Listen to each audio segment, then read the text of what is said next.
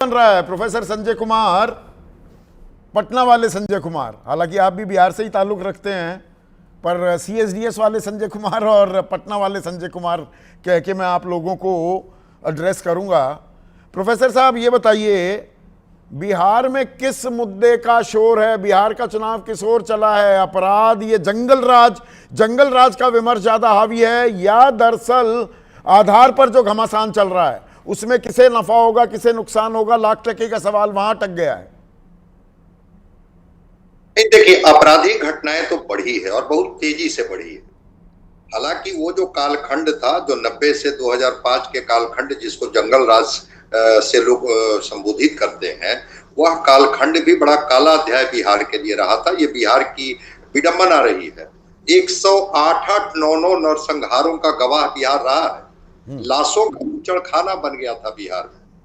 और organised gang, 30 organised gang थे।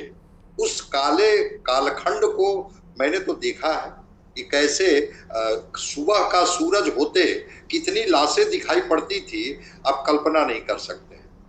2005 में जब नीतीश कुमार सत्ता में आए तो इनका बिल्कुल यही यूएसपी रही।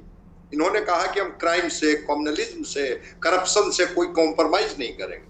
और उस कालखंड में हुआ क्या कि स्पीडी ट्रायल और फास्ट ट्रैक कोर्ट, दो माध्यम से इन्होंने सजा दिलाने का प्रोविजन शुरू किया। अपराध तो होगा, अपराधी पकड़े जाएंगे और तुरंत उनको स्पीडी ट्रायल करा के फास्ट ट्रैक कोर्ट के माध्यम से सजा दिलाई गई और एक भय का वातावरण अपराधियों में हुआ। फिर फास्ट ट्रैक कोर्ट कहाँ गायब हो गया पता नहीं चलता है। अब मैं इधर देख रहा था कि फिर फास्ट ट्रैक कोर्ट को 100 फास्ट ट्रैक कोर्ट को फंक्शनल किया जाएगा। जब अपराधियों को आप आयरन हैंडेड नहीं हाकेंगे और ये कह के बच जाएंगे कि ये बालू माफिया, शराब माफिया, जमीन माफिया, इनका नेक्सस की वजह से आपराधिक घटनाएं बढ़ी है, फिर गवर्नेंस किस बात का? अगर वो एक पैरेलल इकोनॉमी चल रही है, अगर वो माफिया, कहा तो यहां तक जाता है कि कैसे थाने से उनकी मिली भगत होती है और जो रूटीन क्राइम करने के लिए जो पुलिसिंग होनी चाहिए, वो सारे लोग उस माफिया के साथ नेक्सस में इन्वॉल्व हैं। और उसके बाद फिर आप रूटीन क्राइम, क्या ये गठजोड़ की बात सड़कों पर ये चर्चा का विषय बन गए?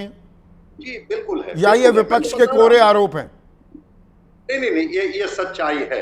ये सच्चाई है, दबी जुबान से सही और खुल करके भी सही, दोनों तरह से ये बातें होती हैं कि नहीं, सरकार ने, खास पुलिस ने तत्काल कार्रवाई करते हुए दिखने की कोशिश भी की। 4 तारीख को जब गोपाल खेमका की हत्या कर दी गई तो उसके बाद भाई पकड़ लिया गया, वो कोई अशोक साहब था और प्रॉपर्टी का झगड़ा था और ठोक देंगे, और मीडिया में भी एक नैरेटिव चलाने की कोशिश की गई, अब योगी की राह पर नीतीश, ठोक देंगे। पर ये तो कल ठोक दिया विक्रम झा को, एक कारोबारी को, परसों ठोक दिया एक और बालू कारोबारी रमाकांत यादव को, तो हत्याओं का सिलसिला तो रुक नहीं रहा। एक छोटी सी बात मैं बता दे रहा हूं। एक हाई प्रोफाइल घटना घटती है गोपाल खेमका का, पूरे बिहार इसके लिए उद्वेलित हो जाता है।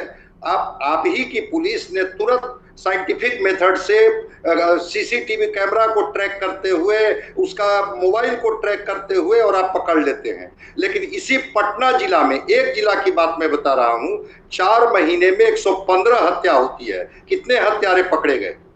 ये भी तो एक सच है जो लोगों के मन में एक असुरक्षा का भाव पैदा कर रहा है कि नीतीश कुमार कहाँ हैं? 8 दिन में राजधानी पटना में ही 3 अगर हत्याएं, हाई प्रोफाइल हत्याएं हो जाएं, नीतीश कुमार एक्शन में तो दिखने चाहिए। वो शी जिनपिंग वाला जो मैंने शुरू में कहा हाल हो गया, उनको लेकर भी काफी अफवाहों का बाजार गर्म है।